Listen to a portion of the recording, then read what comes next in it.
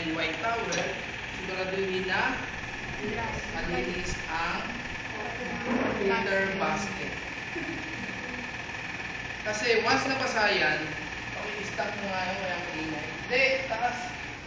Yan. Kasi kapag basa ang portafilter basket, so ibig sabihin, hindi ka na makakapag-extract ng maayos. Hindi na good shot ang lalabas. Kasi may nabasa na. Nabasa na. Kaya mag-i-stay siya na matagal doon. Ibig sabihin, mag-i-stack na yung water once na mag-extra ka ng coffee. Hindi katulad ng tuyo, pantay. No? Pantay yung pag-extract ng coffee. Pare, surpresa mo, pare.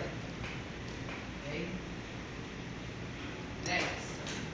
Meron tayong tinatawag cleanliness and sanitation. Purge. Before and after. To remove excess. Okay? Number 1, ang proper handling ay using. So, mapupuno siya talaga. So, once na mapuno siya, wipe out. Horizontal. And remove the excess coating. Itong pinaka-index ng index.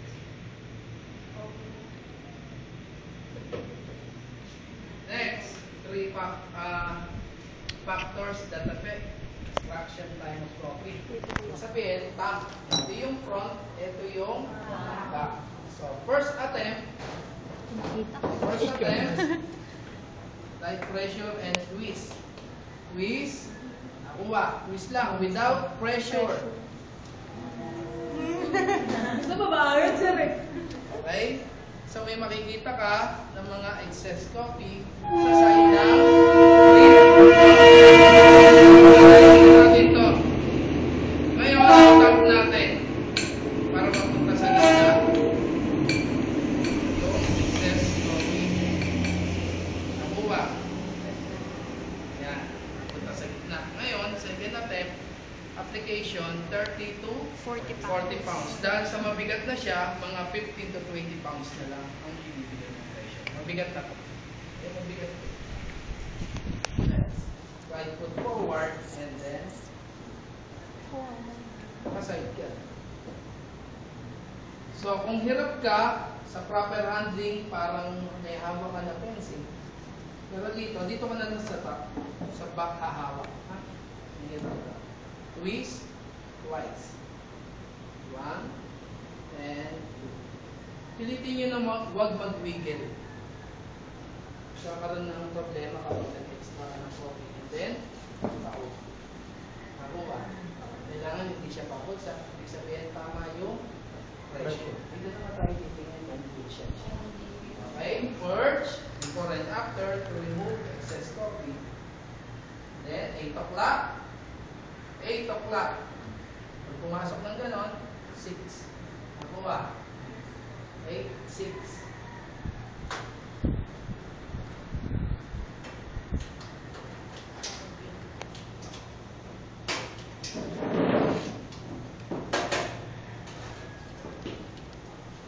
Okay. Pag kailangan sa rat state ay makuha natin yung rat state.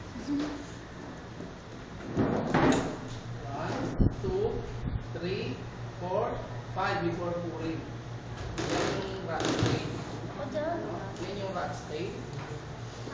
Pero kailangan mas consistent siya kapag tuloy-tuloy, hindi siya parang bumubuga-buga. Pero ganyan ang rat state lang. 20 to 30 seconds, kailangan maging good siya. Ito yung solution, suspension, and emulsion. Yun yung dark color solution. Mamaya kakalat na yan, kakainin niya na yung suspension. Yun yung 3 parts. Pero sila kinakain. Yun yung crema. Good shot. Okay.